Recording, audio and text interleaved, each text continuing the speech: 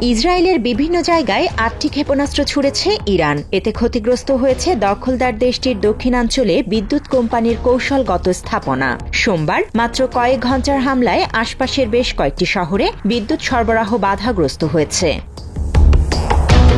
Israel electric corporation IEC বলছে, এরই মধ্যে দক্ষিণাঞ্চলের ক্ষতিগ্রস্ত অবকাঠামো মেরামতের পাশাপাশি বিদ্যুৎ ব্যবস্থা স্বাভাবিক করার কাজ চলছে। সরিয়ে নেওয়া হচ্ছে ঝুঁকিপূর্ণ সরঞ্জাম। নিরাপত্তা বাহিনীও সেখানে কাজ করে যাচ্ছে। বিবিসির খবরে বলা হয়েছে, ইরানের হামলার সময় প্রায় ৩৫ মিনিট ধরে ইসরায়েলের দক্ষিণাঞ্চলে সাইরেন বেজেছে। সম্প্রচার মাধ্যম চ্যানেল 13-এর খবর বলছে, ১৩ জুন হামলা শুরুর পর থেকে এদিন সবচেয়ে লম্বা সময় আশ্রয় কেন্দ্রে থাকতে হয়েছে ইসরায়েলিদের। এদিকে ইরানের বিপ্লবী গার্ড আইআরজিসির সদর দপ্তরে হামলার দাবি করেছে ইসরায়েল। এতে রাজধানী তেহরানের বিভিন্ন অংশে বিশাল ধোঁয়ার কুণ্ডলী উঠছে। বিস্ফোরণের শব্দ শোনা গেছে রাজধানীর কয়েকটি স্থানে। একই সাথে ফর্দো পারমাণবিক কেন্দ্রে আবারও হামলা চালিয়েছে ইসরায়েল। এই পরিস্থিতিতে ইরানের সেনাবাহিনী আইআরজিসি যুক্তরাষ্ট্রকে আবারও হুমকি দিয়ে বলেছে, ওয়াশিংটন দেশটির পবিত্র মাটিতে আঘাতের মাধ্যমে সরাসরি যুদ্ধ শুরু করেছে। এর ফলে যুক্তরাষ্ট্রকে ভয়াবহ এবং অপ্রত্যাশিত পরিণতি ভোগ করতে হবে। এটি হবে শক্তিশালী ও নির্দিষ্ট লক্ষ্যভিত্তিক অভিযানের মাধ্যমে। ইসরায়েলের উগ্র, বেপরোয়া ও খাপছাড়া কর্মকাণ্ড ঠেকাতে ইরান কার্যকর পদক্ষেপ নিচ্ছে এবং প্রয়োজনে শেষ পর্যন্ত লড়াই চালিয়ে যাওয়ার জন্য প্রস্তুত বলে জানিয়েছেন ইরানের উপ-পররাষ্ট্রমন্ত্রী সাইদ খাতিবজাদেও। আল জাজিরাকে দেয়া এক সাক্ষাৎকারে তিনি বলেন, মধ্যপ্রাচ্যে মার্কিন সামরিক ঘাঁটিগুলোতে ইরানের হামলার সম্ভাবনা উড়িয়ে দেয়া যায় না। কখন, কিভাবে এবং কোন মাত্রায় আমেরিকানদের জবাব দেয়া হবে সে সিদ্ধান্ত ইরানই নেবে।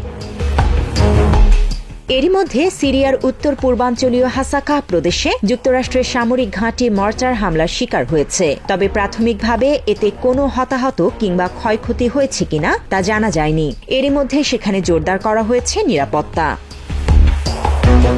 এমন খবরের পরই কাতারে অবস্থানরত মার্কিনদের সতর্ক বার্তা পাঠিয়ে নিরাপদ আশ্রয়ে থাকার পরামর্শ দিয়েছে দোহায় অবস্থিত যুক্তরাষ্ট্রের দূতাবাস। পরবর্তী নির্দেশ না দেয়া পর্যন্ত তাদের নিরাপদ আশ্রয়ে থাকতে বলা হয়েছে। কাতারের আল উদেইদ বিমান ঘাঁটিতে প্রায় ১০,০০০ মার্কিন সেনা রয়েছে। এটি যুক্তরাষ্ট্রের সেন্ট্রাল কমান্ডের ফরওয়ার্ড হেডকোয়ার্টার হিসেবে ব্যবহৃত হচ্ছে।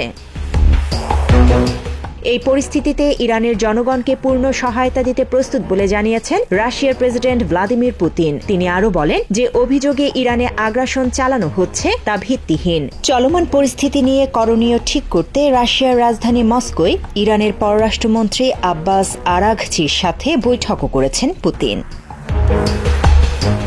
ইরান ইসরায়েল উত্তেজনা যখন তুঙ্গে, ঠিক তখনই হরমুজ প্রণালী এড়িয়ে চলেছে ৩টি তেল ও কেমিক্যালবাহী ট্যাঙ্কার। মেরিন ট্রাফিক বলছে, মার্শাল আইল্যান্ডসের পতাকাবাহী মেরি সি ও পানামার পতাকাবাহী রেড রুবি নামের দুটি ট্যাঙ্কার প্রণালীর দিকে অগ্রসর হয়েও গন্তব্য পরিবর্তন করে আরব আমিরাত উপকূলের ফুজাইরাহ অঞ্চলের কাছে নোঙর ফেলেছে।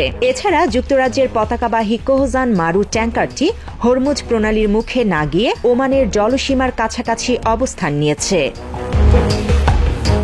জান্নাতুল ফেরদৌস তমা, বাংলা এডিশন।